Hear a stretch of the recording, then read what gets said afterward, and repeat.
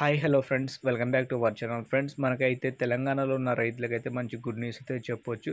మనకి వానాకాలం పంటకు సంబంధించిన పెట్టుబడి సాయం కింద రైతు భరోసా డబ్బులు రైతుల ఖాతాలో అయితే త్వరలో అయితే పడుతున్నాయి. సో దానికి సంబంధించిన ఒక డేట్ అయితే అనౌన్స్మెంట్ అయితే చేస్తారు. ఆ డేటు అలాగే రైతు రుణమాఫీ గురించి చాలా వరకు అయితే సమస్యలు ఉన్నాయి కదా. సో వాటి అన్నిటి గురించి అయితే ఈరోజు ఈ వీడియోలో మీకైతే చెప్తాను. మీరేం చేస్తారంటే వీడియోని లాస్ట్ వరకు చూడండి.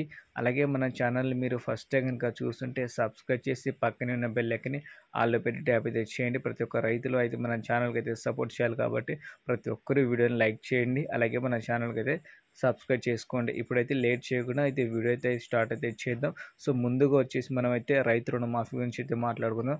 రైతు రుణమాఫీ అయితే వచ్చేసి మనకైతే ₹1,00,000 అయితే అవుతుంది. సో మిగతా ఎప్పుడు ఇంకో 1,00,000 ఎప్పుడు చేస్తారంటే మనకి ఆగస్టు 15 లోపు అయితే చేస్తారు. సో దానికి ₹1,00,000 కూడా కొన్ని సమస్యలు అయితే ఉన్నాయి. అవైతే నేను వీడియో లాస్ట్‌లో అయితే చెప్తాను. ముందుగా వచ్చేసి మనకైతే వానాకాలం పంటకు సంబంధించిన పెట్టుబడి సాయం కింద వచ్చేసి డబ్బుల గురించి అయితే మాట్లాడతాం. సో గత ప్రభుత్వం వచ్చేసి మనకైతే దాదాపు అయితే జూన్ మంత్‌లో అయితే జూన్ లేదా జూలైలో అయితే ఇచ్చేది కదా.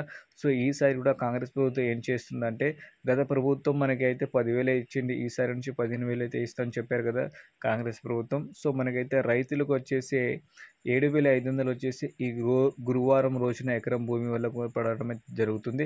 ఎందుకంటే మనకైతే రైతు రుణమాఫీ అయిన తర్వాత మనకైతే వ్యవసాయ శాఖ మంత్రి అయితే చెప్పడం అయితే జరిగింది ఏంటంటే, రైతులకి రైతు భరోసా కూడా మేము పథకం అయితే అమలు చేస్తామని.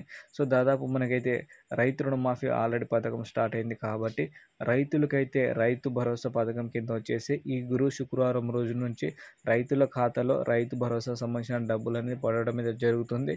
సో దాంతోపాటు మనకి ఎవరైతే రైతులైతే రైతు బీమా అప్లై చేసుకోవాలనుకుంటే మాత్రం దానికి సంబంధించిన ఒక డేట్ అయితే వచ్చింది. సో దానికి సంబంధించిన డేట్స్ అవి ఇచ్చారు. దాని గురించి అయితే మీకైతే నెక్స్ట్ వీడియోలో అయితే చెప్తాను. సో మనకైతే రైతు రుణమాఫీ గురించి అయితే మాట్లాడుకుందాం.